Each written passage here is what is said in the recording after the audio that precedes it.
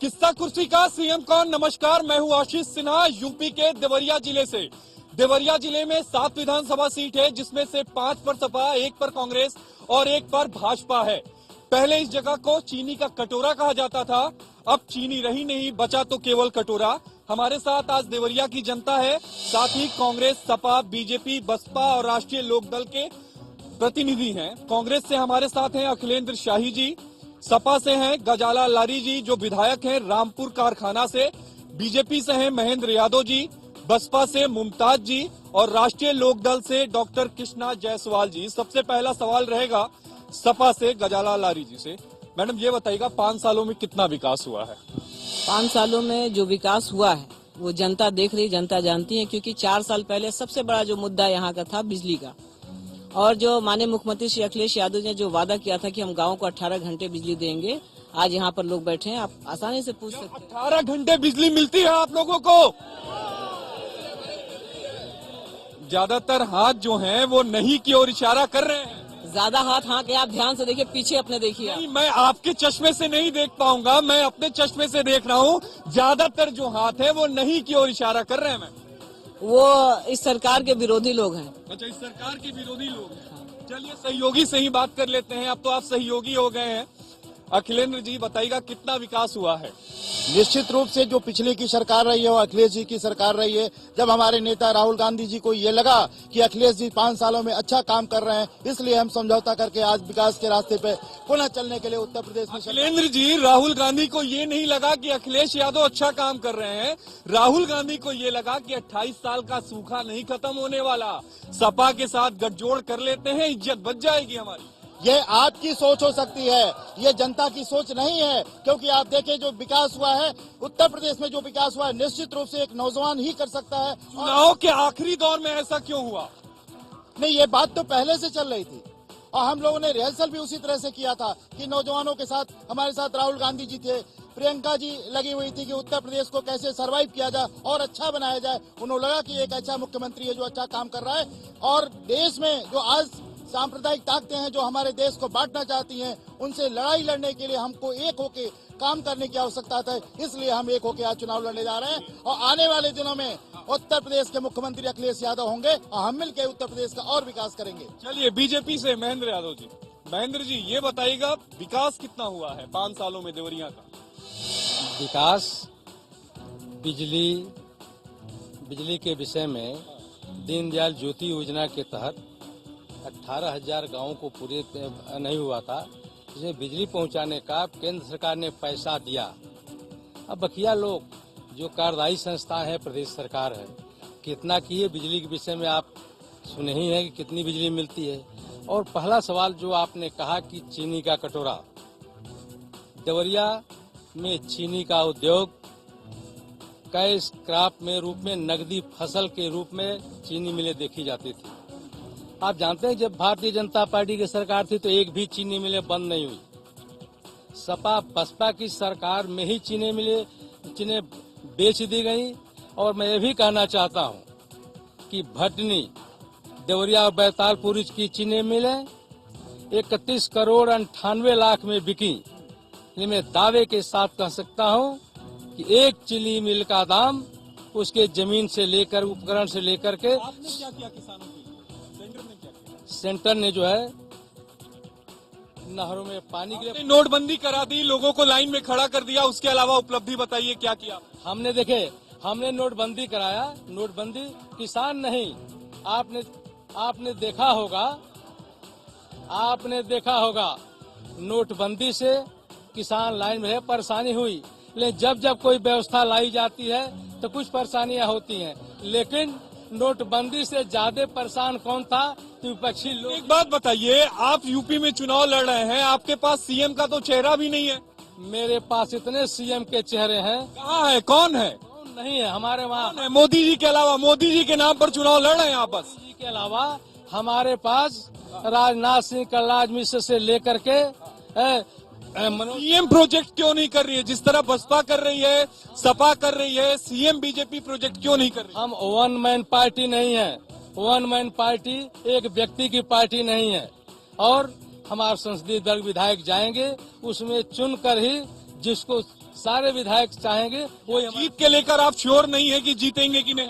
एकदम श्योर है। बिहार भूल नहीं पाए हैं, बिहार को भूल नहीं पाए हैं। चलिए बसपा से मुमताज जी ये बताइएगा, पिछली बार जब यहाँ पर चुनाव हुए थे उस समय खाता नहीं खुल पाया था सातों विधानसभा सीट में से, क्या वजह रही, क्यों नहीं खुल पाया? वजह ये थी कि कुछ हमारे जो कार्यकर्ता थे वो कुछ उदास हो गए थे कुछ स्थानीय नेताओं की वजह से, लेकिन माननीय बहन जी की जो सरकार थी उसमें कानून व्यवस्था पूरी तरह से चुस्त दुरुस्त थी और यह सरकार जब से आई है कानून व्यवस्था पूरी तरह से ध्वस्त हो चुकी है।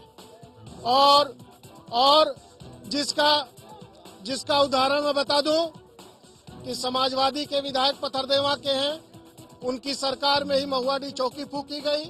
कांग्रेस के विधायक रुद्रपुर के हैं, उनकी सरकार में ही मदनपुर थाना फूका गया। इससे बड़ा क्या कानून व्यवस्था? आपको क्यों नकारा? देखिए आप दूसरों की गलतियां गिनवा कर आप अपनी उपलब्धि को नहीं बता रहे हैं, आपको क्यों नकारा गया? जनता ने आपको क्यों नकारा? जनता ने बिल्कुल नहीं नकारा। कुछ प्रतिशत से हमारे प्रत्याशी पीछे रह गए थे। इस बार हम सातों विधानसभा भारी बहुमत से जीतने जा रहे हैं। सातों विधानसभा जीतेंगे तो उसके बाद कितने पार्क बनवा देंगे, कितनी हाथी की मूर्तियां लगवा देंगे, ये भी बता दीजिए। इस पर मैं कहना चाहता हूं कि समाजवादी पार्टी आती है तो लोहिया पार्क बनवाती है, भारतीय जनता पार्टी है तो दीनदयाल पार्क बनवाती है, और कांग्रेस जब आई तो कोई भारत का ऐसा जिला नहीं है जहां पे इंदिरा नेहरू का पार्क ना हो। अगर बाबा साहब के नाम पर, मान्यवर काशीराम साहब के नाम पर माननीय बहन जी ने लखनऊ में एक पार्क बना दिया तो उस पर इतना बवाल करने एक पार्क नहीं बना। राष्ट्रीय लोकदल से कृष्णा जायसवाल जी ये बताइएगा कि 5 सालों में कितना विकास हुआ है देवरिया? देवरिया हमेशा से उपेक्षित रहा है। पिछली जो सरकारें यहाँ रही हैं उनके रहने में देवरिया को बहुत ही उपेक्षा मिली है और एक तरह से कोई डेवलपमेंट नहीं हुआ है। और जहाँ यहाँ की सबसे बड़ी समस्या है बाढ़ का, अतिवृष्टि अनावृष्टि, खेतों का डूब जाना, उसके लिए पिछली सरकारों ने कुछ नहीं किया है और सारी नहरें सूखी पड़ी हैं, उनमें पानी नहीं है और किसानों की तो घोर उपेक्षा हुई है। और आज की तारीख में जो व्यापारी वर्ग है वो अपने को बहुत असुरक्षित महसूस। देवरिया की जनता के पास चलते हैं, उनसे पूछते हैं कि क्या 5 सालों में विकास हुआ या नहीं हुआ। सर चलिए आप बताइए। 13 लाख की जनसंख्या है, 9 डिग्री कॉलेज है, चिकित्सा सुविधाओं का अभाव है, यहाँ के लड़के लड़कियों को उच्च शिक्षा के लिए बाहर जाना पड़ता है। अब रोजगार का कोई भी साधन यहाँ पे उपलब्ध नहीं है। यहाँ के सारे लड़के दूसरे प्रदेशों में जाकर के काम करते हैं। आधी आबादी के लिए कोई भी सुविधा यहाँ उपलब्ध नहीं है। आप बताइए। आजादी के बाद ये जिला जो है 1948 में अलग हुआ गोरखपुर से, ये जिला जो है हमारा संकुचित होता जा रहा है, विस्तार नहीं ले रहा है, विकासवादी नीति ही नहीं हमारे जनप्रतिनिधियों के सामने। हमारे जो भी जनप्रतिनिधि हुए उनके पास कोई भी जो है सुनियोजित विकास का तो कोई उनके पास योजना ही नहीं है। विधायक साहिबा ने तो मतलब एकदम वो गलत कह रही हैं, ऐसा कुछ नहीं है, बिल्कुल कोई विकास नहीं हुआ है। आज के इतिहास में, उत्तर प्रदेश इतिहास में जितना काम समाजवादी पार्टी ने किया 25 सालों में किसी पार्टी ने नहीं किया। मतलब इसके पहले जब मुलायम सिंह यादव थे तब उन्होंने काम नहीं कराया, काम केवल अखिलेश ने कराया, आप ये कहना चाहते हैं? और जितना भी काम हो रहे विकास काम हो रहा अखिलेश जी ने कराया, सपा ने करा दिया। मुलायम सिंह जी ने काम नहीं कराया था, उनके टाइम में काम नहीं हुआ था, काम केवल अखिलेश जी के टाइम में हुआ था। सर बोलिए प्लीज। देवरिया विधानसभा जब से इसका निर्माण हुआ है सदैव उपेक्षित रहा है और यहाँ आज तक विकास के नाम पे एक पाई कोई काम नहीं हुआ है, चाहे जिसकी सरकार हो, जिसका विधायक हो, यहाँ कभी कोई काम नहीं हुआ। चलिए आप बताइए। सर मैं अखिलेश यादव जी के प्रतिनिधि से पूछना चाहता हूँ कि केंद्र सरकार ने फसल बीमा योजना लाई, इनकी सरकार ने अभी तक उसके लिए कमेटी क्यों नहीं बनाई है? महाराष्ट्र में और वो वहाँ दूसरी जगह भाजपा शासित राज्यों में मिल रहा है और यहाँ क्यों नहीं मिल रहा, यहाँ क्यों वंचित रखा है? चलिए ठीक है सर, आप में से कोई नहीं तो फिर मैं पीछे जाऊंगा।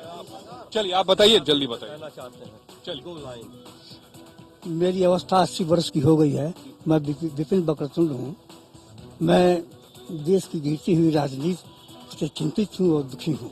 आज की राजनीति इतनी गिर चुकी है कि इस पर पहले नेता थे हमारे राजेंद्र बाबू और लोग थे, पटेल थे और लोग थे, लेकिन आज क्या हो गया है? आज तो नेताओं की परिभाषा ही बदल गई है। चरित्रहीन, गुंडा, खूनी, शराबी है। नेता बनने के ही गुण है, क्या खराबी है? लूट रहे नेता जनता को मचा मचा के शोर, इनसे कहीं बहुत अच्छे हैं कतली, डाकू, चोर। मैं किसी सही कहा सही कहा। इसी पे किसी ने कहा है कि गरीब के थाली में पुलाव आ गया, लगता है एक बार फिर से चुनाव आ गया। चलिए, आप में से कौन बोला? इस सरकार की कमेंट ये आता था सपा पर कि लाइन ऑर्डर पर, तो अब अखिलेश जी को जब लगा कि मेरी सरकार जो इसीलिए बदनाम है लाइन ऑर्डर पर, तो उन्होंने यूपी 100 नंबर डायल का एक जो है प्रोजेक्ट लिया और इस पर बहुत विस्तृत रूप से उन्होंने काम किया है। और ये दोनों कांग्रेस और सपा यदि मिलकर के सरकार बनाती है तो विकास का गति बढ़ेगा निश्चित तौर से। माननीय गजला लारी जी से और भाजपा के जिला अध्यक्ष से, क्योंकि भाजपा का विधायक यहाँ सदर विधायक है, वो फील्ड छोड़ के भगे हैं। सरकार, सपा सरकार 3 चीज बहुत अच्छा चलाई, 108, 102 और 100 नंबर। लेकिन गजला लारी जी कभी जिला अस्पताल में जाके गरीबों के दर्द को बूझना जानती है कि गरीब को दवा मिल रहा है कि नहीं? यहाँ के सीएमओ एक पैसा का दवा जिला अस्पताल में नहीं मिल रहा है। लाखों गरीब जा रहे हैं और उनको भगा दिया जा रहा है। न समय से डॉक्टर बैठ रहा है, न समय से कोई ना रहा है। उत्तर प्रदेश और देवरिया में काम बोलता है। और जहां तक देवरिया के विकास का सवाल है तो मुख्यमंत्री और विधायक गजाला लारी ने इस देवरिया जनपद का कोई ऐसा मुख्यालय से लेकर और गांव तक जो है सड़क जोड़ने का काम जो है अखिलेश यादव की सरकार और विधायक गजाला लारी ने किया है। और यहाँ पे नए सब स्टेशन, नया बिजली घर जो है अखिलेश यादव और गजाला लारी ने। गजाला लारी जी के पास चलूंगा मैं। मैडम, ये बताइएगा कि चीनी का कटोरा इसे कहते थे देवरिया को, चीनी गायब क्यों हो गई, केवल कटोरा क्यों बचा?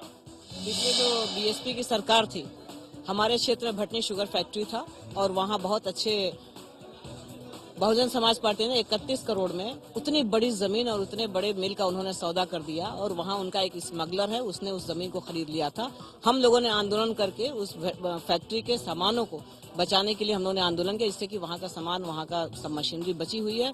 और माननीय श्री अखिलेश यादव जी ने जितना चीनी मिलों को चलाने का काम किया है उतना किसी सरकार ने नहीं किया। जो भी सरकार आई, कितनी चीनी मिलें चल रही हैं अभी, आप बताइएगा? बहुत सारी चल रही हैं। जनता का जो गन्ना चल रही है, 7 में से 1 चल रही है। आप कह रही है कि अखिलेश यादव ने काम किया चीनी मिल को बचाने के लिए।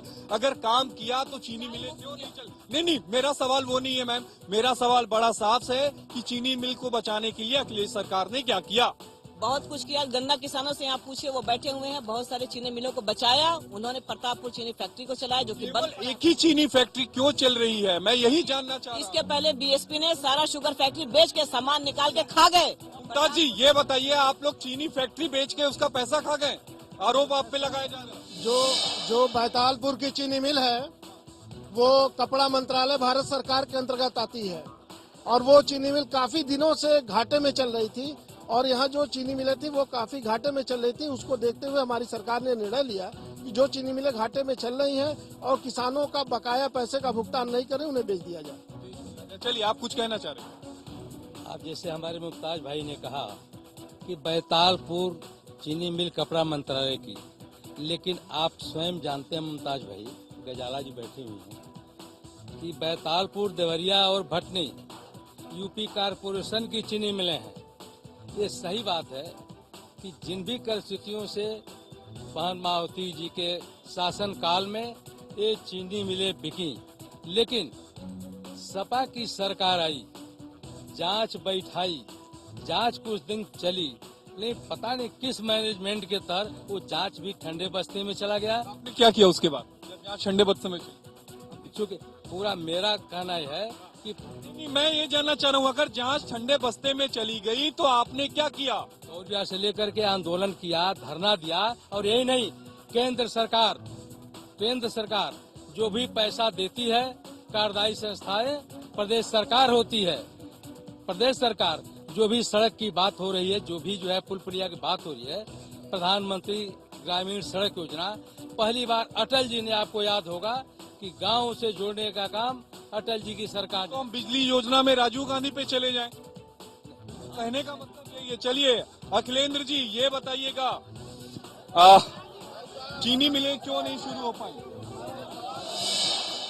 ये चीनी मिलें इसलिए नहीं शुरू हो पाई कि 27 साल से कांग्रेस सत्ता से बाहर है उत्तर प्रदेश में और जब 27 साल पहले कांग्रेस सत्ता में थी तो हमारी 14 चीनी मिलें चलती थी। आजादी के बाद इस देवरिया जनपद और कोसी जनपद एक था। इस देवरिया जनपद और कोसी जनपद में चीनी मिल लगाने का किसी ने काम किया तो कांग्रेस। आप संतुष्ट नहीं है सपा के काम से? एक तरफ आप ये कह रहे हैं कि अखिलेश यादव ने काम किया, दूसरी बार आप ये कह रहे हैं कि 27 साल पहले जब कांग्रेस की सरकार थी तब काम हुआ। दो अर्थी बातें मत करिए सर, विरोधाभासी बातें मत करिए, क्लियर करिए कि उन्होंने काम किया या नहीं किया। चीनी मिल बेचने का काम बहुजन समाज पार्टी और भारतीय जनता पार्टी के अलायंस से जब सरकार बनी थी पहली बार उस समय शुरू किया गया था और बाकी चीनें जो बची हुई थी उसे बेच दिया बहुजन समाज पार्टी ने। चलिए मैडम, आप कुछ कहना चाह रही थी। शुगर सेल जो होती है that related with the government of India, और चीनी सेल जो है वो सीधे पीएम के अंडर में आती है। इसलिए चीनी शुगर मिल इसका पूरा का पूरा दारोमदार और इसका निर्णय लेने का हक पीएम को है, भारत सरकार को है। इसलिए जो वर्तमान सरकार है उसके ऊपर ये लागू होता है। मैंने तमाम बार पीएमओ को लिखा कि यहाँ की शुगर मिलों को आगे बढ़ाया जाए या फिर शुगर कॉम्प्लेक्स जो लगभग 10,000 करोड़ की योजना है उसको लगाइए ताकि कम से कम 1 लाख लोगों को रोजगार मिले, लेकिन कभी सुनवाई नहीं हुई। चलिए वक्त हो गया है एक ब्रेक का। ब्रेक के बाद फिर से देवरिया की जनता के पास चलेंगे और उनसे समझेंगे कि 5 सालों में देवरिया में कितना विकास हुआ है और इस बार ईवीएम का बटन वो किन आधारों पर दबाएंगे। ब्रेक के बाद आपका फिर से स्वागत है। आप देख रहे हैं किस्सा कुर्सी का देवरिया जिला से। हमारे साथ देवरिया की जनता है। ये बताइएगा कितना विकास हुआ 5 सालों में? कौनो चीज के, न घर द्वार के, न राशन कार्ड के, न गैस के। हमने जाके गांव में साहब तो कहते नहीं की हो कुछ ना। हमने के विधायक हमने के सामने आवे कोई है उनके अबे जा कुर्सी के स्वागत कुछ नहीं था भाई। हमने के अखिलेश कुछ नहीं था पहले। हमने के गरीब आदमी खैले भी नहीं मरा था, बाकी तभी भी हमने के जनता कुछ नहीं के कर धान भी हमने के लैट्रिन बना, घर बना, दुआर सब दलाली लोग खाता लोग हमने जी। इसमें जो है सब सरकार वही है, सब पार्टी वही है। कोई विकास किसी भी पार्टी द्वारा कोई विकास नहीं हो रहा है। सभी पार्टी एक ही पार्टी सबके झुंझुने। चलिए बताइए, खड़े हुई प्लीज। आज इस देश के प्रदेश के सबसे दुर्भाग्य क्या दिन है कि सारे प्रदेशों की झांकी निकली है लेकिन हमारे यूपी की झांकी नहीं निकली है। ये सबसे बड़ा दुर्भाग्य। इसमें से कोई सर, जो 2012 का चुनाव हुआ उसमें प्रदेश गवर्नमेंट का चुनावी घोषणा पत्र था कि मैं सर वित्तविहीन शिक्षक हूँ, वित्तविहीनों के लिए, लेकिन वो एक सम्मानजनक मानदेन देंगे, लेकिन अभी तक उनका कुछ। बात किसानों की हो रही थी। किसान यूनियन के कुछ लोग साथ में हैं, बोलना चाह रहे थे। चीनी का कटोरा कहा जाता था, चीनी क्यों गायब हो गई? मैं कहना चाहता हूं, बसपा की सरकार ने जब चीनी मिल बंद किया था तो मुख्यमंत्री अखिलेश यादव जी उस समय प्रदेश अध्यक्ष थे, देवरिया में आए थे। उन्होंने वादा किया था कि हम देवरिया में एक चीनी मिल देंगे। 5 विधायक दिया देवरिया की जनता ने, उन्होंने चीनी मिल नहीं लगाया। केंद्र सरकार के लोगों ने वादा किया, 3 सांसद हुए देवरिया जनपद से, उसमें से एक मंत्री हुआ, चीनी मिल नहीं लगा। किसान का धान 1000 बिक रहा है, बहुत स्थिति खराब है। न राज्य सरकार मदद कर रही है किसान की, न केंद्र सरकार। किसान का धान इस समय कौड़ी के भाव बिक रहा है। कोई भी सरकार का, चाहे जो प्रदेश सरकार हो चाहे केंद्र की सरकार हो, किसी भी सरकार का कोई भी मंत्री या विधायक किसानों के धान लेने के बारे में देवरिया में कोई आवाज नहीं उठाया। 1011 रुपए धान बिक रहे, 1470 रुपए रेट है। हमारा क्वेश्चन जो है माननीय भाजपा के जिला अध्यक्ष से है कि माननीय नरेंद्र मोदी जब 2014 के लोकसभा चुनाव में पडरौना की धरती पर उदित नारायण डिग्री कॉलेज में जब आए थे तो उन्होंने वहां के सांसद पर आरोप लगाया था कि यहाँ का सांसद जो है केवल जहाज में, एरोप्लेन में घूमता है, जनता वोट देती है काम करने के लिए और एरोप्लेन में घूम रहे हैं। और 2.5 साल के बाद जब वही मोदी जी पडरौना की सरजमी पे आए तो उन्होंने वादा किया था पडरौना की जनता से मैं चीनी मिल लगवाऊंगा, चीनी की समस्या दूर करा। वो वादा उन्होंने पूरा नहीं किया, सिर्फ जुमलेबाजी रह गई। मैं समाजवादी पार्टी की प्रतिनिधि यहाँ बैठी हुई है। बहुत दिनों से सवाल चुप रहा था, मैं किसी अथेंटिक व्यक्ति को खोज रहा था। मैं समाजवादी पार्टी के विधायक से पूछना चाहता हूँ कि जब प्रदेश के भारत के प्रधानमंत्री ने सारे प्रदेशों में इंटरव्यू समाप्त कर दिया सारी भर्तियों में समूह की, तो यहाँ 250-250 नंबर का इंटरव्यू लेकर के कौन सा खेल किया जा रहा है? यहाँ के मुख्यमंत्री इंटरव्यू कौन? सर ये बताइए, देवरिया में थाना ही नहीं सुरक्षित रहता, आम जनता कैसे सुरक्षित रहेगा इस गवर्नमेंट? यहाँ ये एक विशेष धर्म के लिए काम किया था, मुजफ्फरपुर थाना फूक दे गया। आज 151 में भी चलान नहीं किया गया। सर मैं ये जानना चाहता हूँ कि जो आदमी अपने घर को चला नहीं सका वो क्या प्रदेश चलाएगा? मैं अपने दोनों प्रतिनिधियों से सत्ता दल के जो लोग हैं उन लोग से पूछना चाहता हूं कि देवरिया जिले में युवाओं के लिए जो लघु सूक्ष्म उद्योग मंत्री है उन्होंने कौन से उद्योग स्थापित किए? और माननीय विधायक जी से यह पूछना चाहता हूं, माननीय अखिलेश यादव जी से यह पूछना चाहता हूं, क्या लैपटॉप से और मोबाइल से क्या प्रदेश का विकास हो जाएगा? हमारे देवरिया जिले में बाबा राघव दास डिग्री कॉलेज जो है उसको यूनिवर्सिटी, कृषि यूनिवर्सिटी कब बनाया जाएगा? ये देवरिया जिला जो है वह कृषि प्रधान जिला है। यहाँ पूरी जो है इकोनॉमिक जो है एग्रीकल्चर पर डिपेंड करती है। यहाँ की जो समस्याएं हैं विगत 10, 16, 12, 14 सालों से जो गन्ना किसानों की जो पीड़ा है, जो यहाँ की किसानों की, एक तो यहाँ पे कोई भी मार्केटिंग की व्यवस्था नहीं है कि किसान अपने उपज को कहाँ बेच सके, कहाँ दे सके। धान की खरीदारी नहीं हो रही है, गन्ना मिलों पे किसानों का गन्ना नहीं गिर रहा है, गन्ना किसान परेशान है। गन्ना अपनी फसलों को चलाने के लिए जिम्मेदार कौन है इस बात को? डॉक्टर कृष्णा जायसवाल जी, आपके लिए देवरिया की जनता ईवीएम का बटन क्यों दबाए? मुझे क्योंकि मैं सर्व वर्ग के लिए और इस हमेशा से उपेक्षित देवरिया के लिए विकास मेरा मुद्दा है। सभी वर्ग के लिए न्याय और सुरक्षा मेरा मुद्दा है कि मैं इसके लिए सेवा करना चाहती हूं जनता का, और इसलिए मैं। मुमताज जी, ये बताइएगा बसपा को क्यों चुने? बसपा को इसलिए चुने कि बहुजन समाज पार्टी समाज के सभी कमजोर वर्गों का और सर्व समाज का ध्यान रखती है।